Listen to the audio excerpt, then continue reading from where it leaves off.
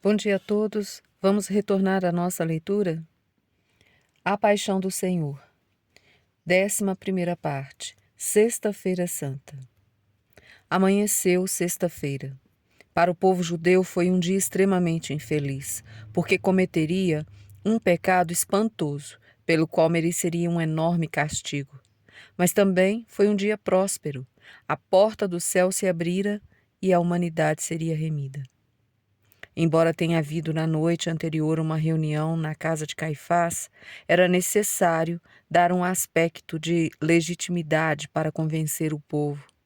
Chegando a manhã, todos os príncipes dos sacerdotes e anciões do povo reuniram-se em conselho para entregar Jesus à morte. Porém, tudo já estava definido: sentença de morte, depois passar a execução para os romanos. Mesmo sendo a grande maioria do conselho de idade avançada e tendo o julgamento adentrado na madrugada, logo pela manhã se reuniram os sumos sacerdotes, os escribas e com todo o conselho. Nota-se que estavam bem dispostos para fazerem o mal. Este encontro não foi na casa do sumo sacerdote. Levaram-no ao conselho onde se realizam as reuniões oficiais, conhecido por Sinédrio. Cada um se sentou em sua cadeira e os juízes pediram a presença do réu. Retiraram-no da casa do pontífice, onde estava preso, e levaram-no pelas ruas até o palácio para entregá-lo ao sinédrio. Neste trajeto, guardado pelos soldados, como era pela manhã, muitos apareciam nas portas e janelas para apreciar um preso tão conhecido por causa da santidade e admirado por suas obras. A plebe gritava perante sua passagem. O Senhor caminhava com uma corda presa ao pescoço e que atava suas mãos também. Assim era feito com aqueles que usavam mal de sua liberdade contra o seu povo.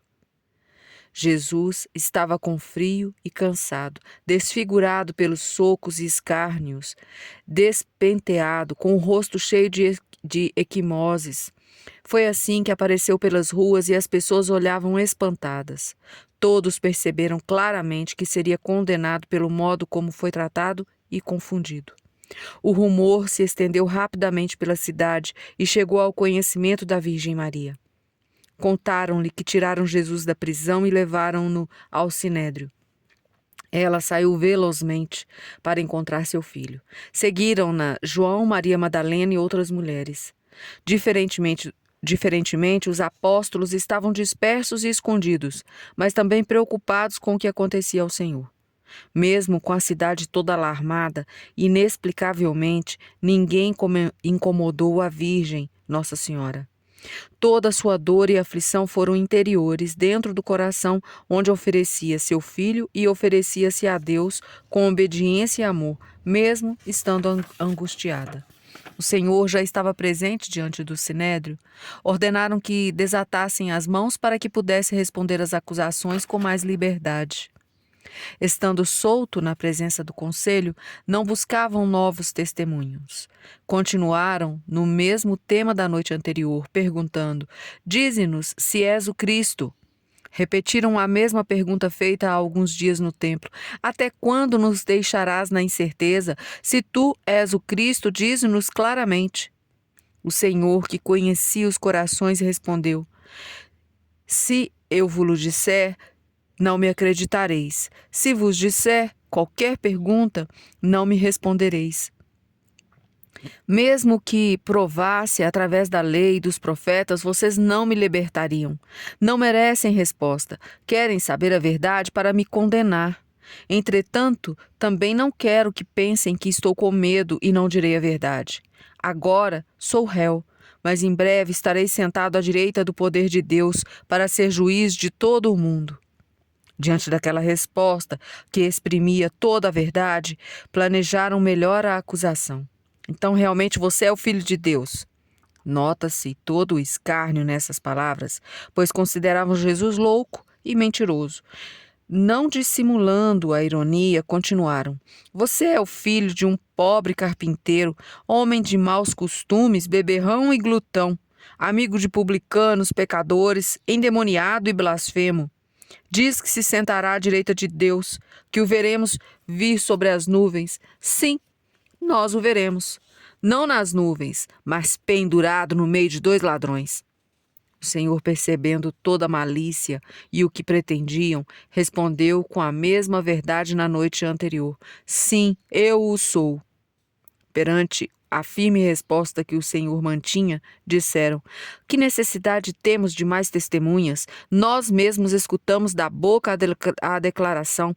Tinham ouvido 2 razões suficientes para condená-lo à morte: que era o Cristo, o ungido dos judeus, Rei dos judeus e também Filho de Deus, e a segunda afirmação era para o sumo sacerdote uma blasfêmia contra Deus e pela qual deveria morrer. Proclamar-se Rei dos judeus era um crime contra César e mereceria a cruz. Com essas 2 acusações, decidiram levar o réu a Pilatos para que ele executasse a sentença. Jesus é entregue a Pilatos. Conduziram Jesus diante de Pilatos. Desta vez não ordenaram aos soldados que o levassem. Levantando-se enfurecidos, foram todos, o sumo sacerdote, os anciões e os escribas. Assim, garantiriam uma rápida execução da sentença. Cumpria-se a profecia: toda a Assembleia de Israel o imolará. Está em Êxodo 12, capítulo 12, versículo 6. No caminho do sinédrio ao pretório, voltariam a prender seu pescoço junto com as mãos, como era costume quando se entrega um marginal para a execução. Da casa de Caifás, conduziram Jesus ao pretório. Era de manhã cedo. O rumor estava maior, pois a notícia tinha se espalhado. Todos sabiam da condenação, pois a decisão do sinédrio fora unânime. Agora o processo passava para a jurisdição eclesiástica da alçada civil. Enquanto isso, Judas enforca-se. Judas talvez pensasse que não chegaria a este ponto, que a astúcia dos sacerdotes não era para matar Jesus de verdade. Pensava em um castigo menor ou um exílio. Ao saber que na noite anterior, na casa de Caifás, tinham-no condenado à morte e o sinédrio confirmava a sentença e que agora estava na presença de Pilatos para ser executado, desesperou-se. O demônio o tinha cegado para que traísse Jesus. Agora, o demônio fazia-o ver seu pecado, enchendo-o de inquietação e de medo. Reconhecendo a culpa que lhe afligia muito, podia ter chorado como Pedro diante do Senhor ou buscado apoio na Virgem Maria. Mas como sempre foi falso, mentiroso, dissimulado com Jesus, não soube achar o verdadeiro caminho. Não sofria por ter ofendido a Deus, não desejava emendar-se e servi-lo. O seu remorso não o levou a uma verdadeira contrição, mas ao desespero, afogando-o no próprio pecado.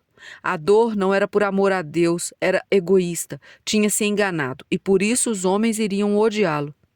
Em primeiro lugar, procurou desfazer o péssimo negócio que tinha feito, devolvendo dinheiro aos sacerdotes para que não tivesse mais culpa no destino do Senhor. Foi ao encontro dos sacerdotes e, no momento que acusavam Jesus, devolveu as 30 moedas, dizendo: Pequei, entregando o sangue de um justo. Está registrado em São Mateus, capítulo 27, versículo 4. Não quero ficar com um dinheiro que me lance a culpa do padecimento desse homem. Não há desculpa pela maldade. A responsabilidade é toda de vocês. Eu menti, pois conheço e convivi com este homem e garanto que ele é santo. Se o vendi, foi por minha culpa. Reconheço meu pecado renunciando ao dinheiro que ganhei. Não quero ficar com o preço desse homem. Tomem de volta o dinheiro. Parece impossível que a confissão de Judas não tenha produzido nenhum sentimento nos sacerdotes. Tinha sido sincero, dito a verdade e devolveu o dinheiro. Mas estavam tão cegos e exaltados que quando Judas disse que tinha vendido o sangue de um justo, responderam: Que nos importa? Isto é contigo. Nefastos sacerdotes. Que resposta tão estúpida e maldosa. Mesmo com a confissão, dizem que o pecado é somente de Judas e não os afeta. Mesmo com o dinheiro devolvido, querem manter o acordo e, ao mesmo tempo, estar livre de toda a culpa. O dinheiro queimava as mãos de Judas. Percebendo que não receberiam de volta as moedas de prata, atirou-as no templo. Desesperado, saiu e se pendurou numa corda. Caiu de cabeça, se arrebentando todo, espalhando suas entranhas. Tornou-se este fato conhecido dos habitantes de Jerusalém, de modo que aquele campo foi chamado na língua deles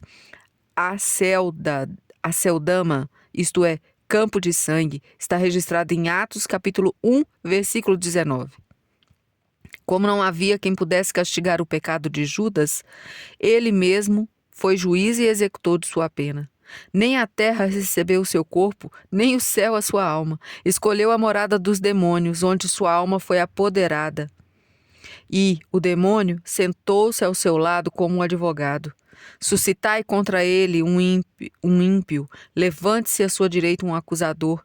Quando o julgarem, saia condenado e sem efeito o seu recurso. Está registrado em Salmos 108, versos 6 e 7. Judas foi o mais infeliz dos homens, a quem melhor seria não ter nascido, porque não confiou na misericórdia de Deus, porque não recordou como sempre o Senhor era misericordioso com todos. O pecado era grande, mas devia lembrar de quando resolveu vendê-lo. Ele lavou seus pés e ele deu como alimento o seu corpo e o seu sangue. Chamou-o de amigo. Infeliz Judas. Poderia ter recorrido à Virgem Maria, com certeza. Ela, com sua bondade, teria ido contigo pedir perdão a Cristo ressuscitado, ou mesmo na cruz poderia ter conseguido perdão. Judas, porque perdeu toda a esperança. Podia esperar que o Senhor na cruz, mesmo sem ninguém pedir, intercedesse por todos, inclusive por você. Infelizmente, as ações maldosas e o demônio o deixaram cego. Não olhava mais para o Senhor esperando misericórdia. O peso do pecado o afundou. Os sacerdotes não quiseram receber de Judas o dinheiro porque, se fizessem moralmente, se veriam obrigados a soltar Jesus. Se para Judas a venda parecia um pecado, para eles parecia um ato piedoso. Tomar o dinheiro do templo para matar um blasfemo e assim honrar e prestar culto a Deus. Quando Judas atirou as moedas no templo, os sacerdotes as recolheram para guardar e depois decidirem o que fazer com elas. Depois da morte de Jesus e sabendo do suicídio de Judas, pegaram o dinheiro, mas, por ser preço de sangue, não podiam colocá-lo de volta ao gasofilácio. Depois de haverem deliberado, compraram com aquela soma o campo do olheiro, para que ali se fizesse um cemitério de estrangeiros. Está registrado em São Mateus, capítulo 27, versículo 7. Deste modo, os sábios doutores, para não perder o dinheiro, aceitaram como oferenda. Não pareceu errado tirar o dinheiro do templo para matar um homem, mas devolvê-lo parecia sacrilégio. Dissimulando a maldade com aparente ato de piedade, os santos e devotos sacerdotes compravam um campo para os peregrinos. Mas Deus castigou-os, pois o povo lhe deu o nome de campo de sangue, e toda a vez que fosse citado, se recordaria do crime cometido. E terminamos por aqui a leitura de hoje. Obrigada a todos que ouvirem. Salve Maria.